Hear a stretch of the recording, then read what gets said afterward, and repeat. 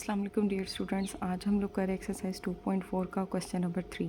Question number 3, if alpha beta are the roots of the equation this L is not equal to zero then find the values of this. वो आपसे कहते हैं ये हमारे पास एक equation है, उसके रूट्स अल्फ़ा और बीटा है, तो आपने इन दोनों की वैल्यूज़ फाइंड आउट करनी है। देखते हैं फर्स्ट पार्ट हम कैसे सॉल्व करेंगे। ये हमारे पास first part alpha cube beta square plus alpha square beta cube equation हमारे पास ये है। इक्वेशन अगेन हमारे पास स्टैंडर्ड फॉर्म में है, तो हम यहाँ से वैल्यू फाइंड आउट करते हैं। ए हमारे पास इक्वल है एल, और बी हमारे पास इक्वल है एम, और सी हमारे पास इक्वल है एन। हमने फाइंड करना है सबसे पहले सम जो कि बराबर होता है अल्फ़ा प्लस बीटा, जो कि इक्वल होता है माइनस बी ओवर ए। ठीक है, इसके अकॉर्डिंग हमारे पास इक्वेशन क्या बनेगी, माइनस एम ओवर एल। ये हमारे पास आ गया अल्फ़ा प्लस बीटा। अब हम निकालेंगे प्रोडक्ट जो कि बराबर होता है alpha beta which is equal to C over A, तो हमारे पास आएगा एन ओवर एल। तो प्रोडक्ट हमारे पास बराबर हो गया है एन ओवर एल के। अब हमने फाइंड करना है alpha cube beta square plus alpha square और बीटा क्यूब, लेकिन हमने सम और प्रोडक्ट जो निकाला है ये था हमारे पास इसका सम अल्फ़ा प्लस बीटा, ठीक है, और ये था हमारे पास इसका प्रोडक्ट। लेकिन सम और प्रोडक्ट में कहीं भी हमने अल्फ़ा स्केयर या बीटा क्यूब या alpha cube beta square find out नहीं किया। हमारे पास सम है अल्फ़ा प्लस बीटा और प्रोडक्ट है अल्फ़ा बीटा। तो अब हम क्या करेंगे, इसमें से देखिए हम कुछ कॉमन ले सकते हैं। हम कॉमन ले सकते हैं अल्फ़ा स्केयर और बीटा स्केयर को कॉमन ले सकते हैं। अंदर क्या आएगा, अल्फ़ा प्लस बीटा।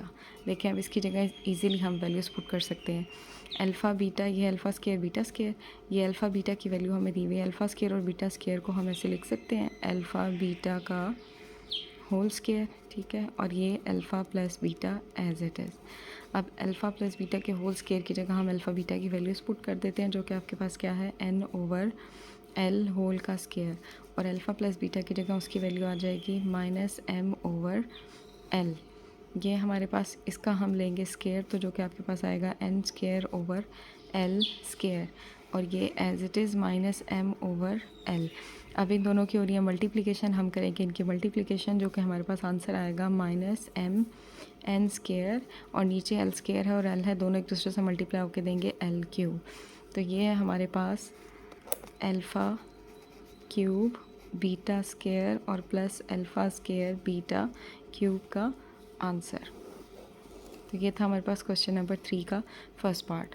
अब हम देखते हैं इसका, ये हमारे पास इसका सेकंड पार्ट में भी हमने क्या करना है, एज इट इज़ हमने वही इक्वेशन दी हुई है, बस हमने अब फाइंड करना है 1 over alpha square plus 1 over beta square. अब 1 ओवर अल्फ़ा स्केयर और प्लस 1 ओवर बीटा स्केयर हम कैसे फाइंड करेंगे, देखिए अगेन हमें इक्वेशन दी हुई है स्टैंडर्ड फॉर्म में। यहाँ से हम वैल्यू निकालेंगे ए की एल और बी की एम और सी की एन। हमारे पास इक्वेशन सेम है दोनों पार्ट में, लेकिन हमने दोनों पार्ट में अलग अलग सम निकाल के दिखाना है और अलग ही प्रोडक्ट निकाल के दिखाना है।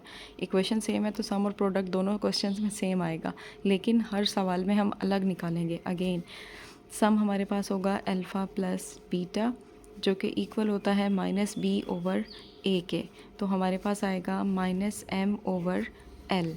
ये हमारे पास आ गया अल्फ़ा प्लस बीटा। अब हम निकालेंगे प्रोडक्ट, जो कि इक्वल होता है alpha beta C over A, तो वो हमारे पास होगा एन ओवर एल।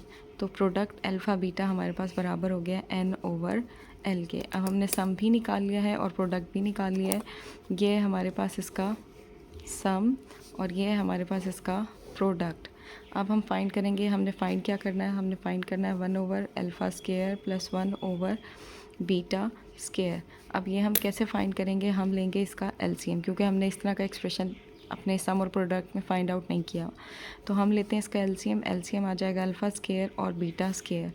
एलसीएम हमारे पास ये है, फर्स्ट के डिनोमिनेटर में हमारे पास बीटा स्केयर मिसिंग है, तो बीटा स्केयर मिसिंग है, वो जाके मल्टीप्लाई होगा उसके न्यूमरेटर से, तो यहाँ मेरे पास आ जाएगा बीटा स्केयर। यहाँ पे हमारे पास डिनोमिनेटर में अल्फ़ा स्केयर मिसिंग है, तो अल्फ़ा स्केयर मल्टीप्लाई होगा उसके न्यूमरेटर से, यहाँ आ जाएगा अल्फ़ा स्केयर। ठीक है, अब मैं इसको रीअरेंज करके लिख लूँ तो भी कोई फ़र्क नहीं पड़ता, अगर आप इसको ऐसे ही लिखा रहने देते हैं तो भी कोई फ़र्क नहीं पड़ता। मैं पीछे आपको सवाल करवा चुकी हूँ जिसमें मैंने आपको बताया था alpha square plus beta square. हमने यहाँ अल्फ़ा स्केयर और बीटा स्केयर की वैल्यू फाइंड नहीं की हुई, हमने सिंपल अल्फ़ा प्लस बीटा की वैल्यू फाइंड की हुई है। तो हम alpha square plus beta square की जगह क्या लिखते हैं, अल्फ़ा प्लस बीटा का whole square minus 2 alpha beta. Mean इस एक्सप्रेशन को मैं इसके बराबर रख सकती हूँ। जब मैं यहाँ a प्लस बी का होल स्क्वायर फॉर्मूला खोलूँगी तो प्लस 2 अल्फ़ा बीटा आएगा। वो plus 2 alpha beta minus 2 alpha beta से कैंसिल होकर अगेन हमें अल्फ़ा स्क्वायर और बीटा स्क्वायर मिल जाएगा। डिवाइड में हमारे पास है अल्फ़ा और बीटा, मैं इसकी जगह लिख लेती हूँ होल का स्क्वायर। ठीक है, अब हम इसकी जगह वैल्यूज़ पुट कर देंगे सिंपल।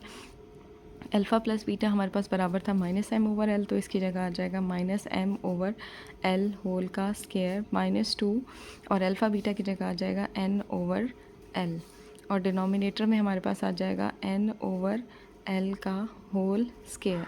तो मेरे पास आएगा माइनस का स्क्वायर हो जाएगा प्लस, और यहाँ आ जाएगा M square over L square minus 2n over L, और नीचे हमारे पास आ जाएगा N square over L square. ठीक है, अब हम देखें इसका फर्दर हम एलसीएम ले सकते हैं क्योंकि दोनों टर्म्स आपकी एल वाली हैं।